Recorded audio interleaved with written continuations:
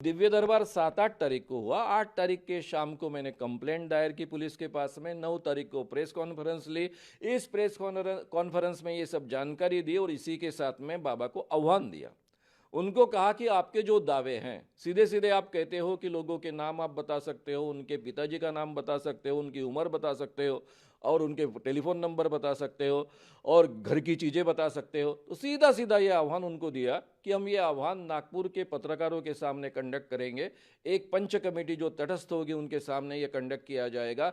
Ford and proof conditions के अंदर ये होगा ताकि कोई भी जानकारी आप तक ना पहुंचे, इस ढंग की व्यवस्था की जाएगी। और ऐन वक्त पर 10 आदमी आपके सामने हाजिर किए जाएंगे। उनके नाम, उनके पिताजी के नाम, उनकी उम्र और फ़ोन नंबर से आप बताइए। और बाजू के ही रूम में जहां ये कंडक्ट किया जाएगा पत्रकार भवन में, उसके बाजू के ही रूम में हम 10 चीज़ें रखेंगे जिसका बाकायदा वीडियो रिकॉर्डिंग होगा और वो भी आप अपने दिव्य शक्ति से जानिए और बताइए। 2 बार ये कंडक्ट किया जाएगा क्योंकि पहली बार गलती हो सकती है, इसलिए रिपीटेशन की आवश्यकता है। और दिव्य शक्ति तो आप बार बार रोज उसका उपयोग करते हो, इसलिए आपको कोई प्रॉब्लम नहीं होना चाहिए। और दोनों बार अगर आप 90% से ज़्यादा करेक्ट कहते हो तो अखिल भारतीय अंधश्रद्धा निर्मूलन समिति का 40 सालों से जो आह्वान दे रहे हैं उसका भी 30 लाख रुपए का पारितोषिक है, वो आपको मिलेगा। अगर आपको पैसे नहीं चाहिए तो वैसे ही आप आइए, केवल दिव्य शक्ति सिद्ध करने के लिए आइए। और 2 बार आप अगर ये सिद्ध कर पाए 90% करेक्ट, तो मैं आपके चरणों पर माथा टेकूंगा, आपसे माफ़ी मांगूंगा और हमेशा के लिए अंधश्रद्धा निर्मूलन समिति का काम, जो समिति गए 40 सालों से काम कर रही है, कहती है कि हम धर्म के खिलाफ नहीं, भगवान के खिलाफ नहीं, लेकिन धर्म और भगवान के नाम पर जो लोगों के साथ में ठगी करते हैं, उनका शोषण करते हैं, उन लोगों के खिलाफ यह समिति काम करती है। और आज तक हजारों बाबाओं, मांत्रिकों, शरीर में देवी लाने वाले शरीरों यानी लोगों को और ज्योतिषियों को हमने एक्सपोज किया है, बड़ों बड़ों को नागपुर से खदेड़ा है। इसीलिए नागपुर को पोलखोल शहर कहा जाता है। ये समिति हम बंद कर देंगे, माफ़ी भी मांगूंगा और समिति भी बंद करूंगा, ये जाहिर तरीके से कहा है।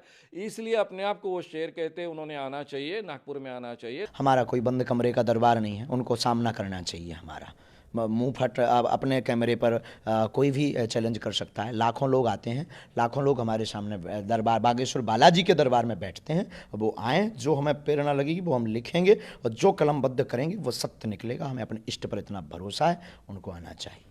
8 तारीख को पहले बाकी जो वीडियोस उपलब्ध है उसके आधार पर, और 10 तारीख को नागपुर में जो उनके दरबार भरे और प्रेत दरबार भरे, उनके वीडियोस के आधार पर ये शिकायतें की है। तो नागपुर पुलिस ने सीधे सीधे इसके लिए उनको बुक करना चाहिए, एफआईआर दाखिल करना चाहिए और आगे की कार्रवाई करनी चाहिए। छवि हमारी खराब की है। हमारे बागेश्वर धाम के पागल लगे हुए हैं। नागपुर में ही हमारा बागेश्वर धाम से समंडल लगा हुआ है और जो आए दिन उनका मुंह तोड़ जवाब दे रहा है। और भारत का प्रत्येक सनातनी व्यक्ति भी अब जवाब दे रहा है और उन सबको बाइकआउट किया जाएगा जो जो सनातन धर्म के खिलाफ बोलेगा। उन्हें दरबार में आना चाहिए, किराया खर्चा हमसे ले लें, हम गीला करके भेजेंगे उन्हें वापस। रामकथा के विरोध में तो हमारा कोई कहना नहीं, हमको अधिकार भी नहीं है कहने का, ना कानून के तहत कोई अधिकार है। तो इसलिए जब तक नागपुर में दिव्य दरबार नहीं भरेगा तब तक ये एक्शन कैसे होगी। हमारे ऊपर जो इष्ट कृपा है, जो गुरु कृपा है, हम उस बल के आधार पर जो है दलाक करके ललकार करके बोलते हैं कि हमारे सनातन धर्म में क्या ताकत है। किसी मौलवी और पादरी में ये क्षमता नहीं है। जो छोटी छोटी ट्रिक दिखा करके ये पादरी और ये मौलवी जो सनातन धर्म से दूसरे धर्म में ले जाते हैं, उनके सामने बागेश्वर बालाजी बहुत बड़ा तमाचा है और उनके मुंह पर हम तमाचा मारते रहेंगे। और दूध का दूध पानी का पानी हो जाए, चैलेंज की बात क्या, सीधे दरबार में आ जाओ, आके बैठो और अनुभव करो। लाखों लोग आते हैं, उनसे पूछो, उनसे अनुभव करो। वो बुद्धू थोड़ी है, हम किसी को बुलाते नहीं हैं, हम किसी कोई दावा नहीं करते हैं। हमें जो इष्ट कृपा होगी हम वो लिखेंगे, जो हमारे गुरु की कृपा होगी हम वो लिखेंगे, जो हमारे हनुमान जी प्रेरणा देंगे हम वो लिखेंगे। और जो भी लिखेगा हमें इष्ट पर भरोसा है वो सच और सत्य निकलेगा। अगर ये अंधविश्वास है अपने ईश्वर की, अपने आराध्य देव की और सनातन धर्म का प्रचार करना अगर अंधविश्वास है तो प्रत्येक भारत का सनातनी जेल जाना चाहिए, वरना ये मुंह चलाना बंद कर देना, वरना ठटरी मारेंगे। चमत्कार का प्रयोग प्रदर्शित कर कर अगर कोई आर्थिक प्राप्ति करता है तो सीधे सीधे कानूनन अपराध है। और महाराज जी दावा करते हैं कि वो अपने भक्तों का नाम अपने आप जानते हैं, उनके पिताजी का नाम जानते हैं, साथ में केवल इतना ही नहीं तो उसके साथ में उनकी उम्र वो बता सकते हैं और उनके मोबाइल नंबर बता सकते हैं। भक्तों के घर में कौन सी चीज़ कहाँ रखी है ये भी वो बता सकते हैं। ये दिव्य शक्ति है, इसको इंट्यूशन कहा जा सकता है, टेलीपैथी कहा जा सकता है, और कहीं भी जाकर देखने की क्षमता, इसको क्लेरोवैंस कहते हैं। दुनिया में आज तक ये सिद्ध नहीं हुई।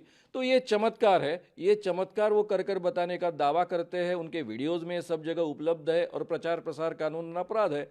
तो इसके आधार पर उनको सीधे सीधे ये कानून की धारा लागू होती है। ये कानून की धारा जो होती है वो 3(2) ऐसा कहा जाता है। 3 नंबर का 2 सेकंड पार्ट इसको कहा जाता है। साथ में यानी धीरेन्द्र महाराज जी दावा करते हैं, उनके भक्तों के सामने कहते हैं कि तुमको जादू टोना किया, टोटका किया, किसी ने किया, रानी नाम के व्यक्ति ने किया। इस कानून के तहत किसी ने अगर जादू टोना किया, टोटका किया, भूत लगाया ऐसा कहा तो वो कानूनन अपराध है। इसलिए 6वां भी शेड्यूल में का हिस्सा ये लागू होता है। फिर महाराज कहते हैं कि तुम्हें किसी ने खिलाया इसलिए तुम्हारे शरीर में इस ढंग की तकलीफें हो रही है, या फिर किसी ने टोटका किया इसलिए इस ढंग की तकलीफें हो रही है। 8वें में ये बात कही गई है कि अगर कोई कहता है कि किसी अतीन्द्रिय शक्ति के कोप के कारण इस ढंग से शारीरिक बीमारियां हुई है तो उसके लिए भी कानूनन अपराध तय हुआ। इसलिए ये तीनों की तीनों शेड्यूल में की 2 नंबर की, 6 नंबर की और 8 नंबर की धाराएं एक्चुअली उनको लागू होती है जादू टोना विरोधी कानून के तहत। आज उन्होंने मुंह चलाया, आप सब चले आए।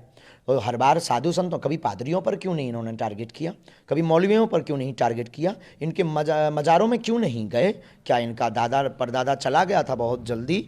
उनके घर पे भी कभी जा कर के देखो, नानी याद आ जाएगी। यह भारत देश इतना विचित्र देश है, यहाँ पर सनातनी हिंदू, सनातनी संत और सनातनी भक्तों पर टारगेट उठाना, उंगली उठाना बहुत सरल है, पर दूसरे धर्म के बारे में वो लोग जो है चीपटा नहीं करते, क्योंकि उन्हें पता है भारत में रहना मुश्किल हो जाएगा। इसलिए हम हिंदुओं को जगाने की बात करते हैं। बहुत बड़ी मिशनरियाँ पीछे लगी हैं, जिनके करोड़ों रुपये खर्च हुए हैं धर्म बदलवाने में, उन्होंने ही हमारे ऊपर यह टारगेट किया है। वामपंथी है, और हम यही कहेंगे दूध का दूध और पानी का पानी हो जाए, आ जाओ हमारे दरबार में।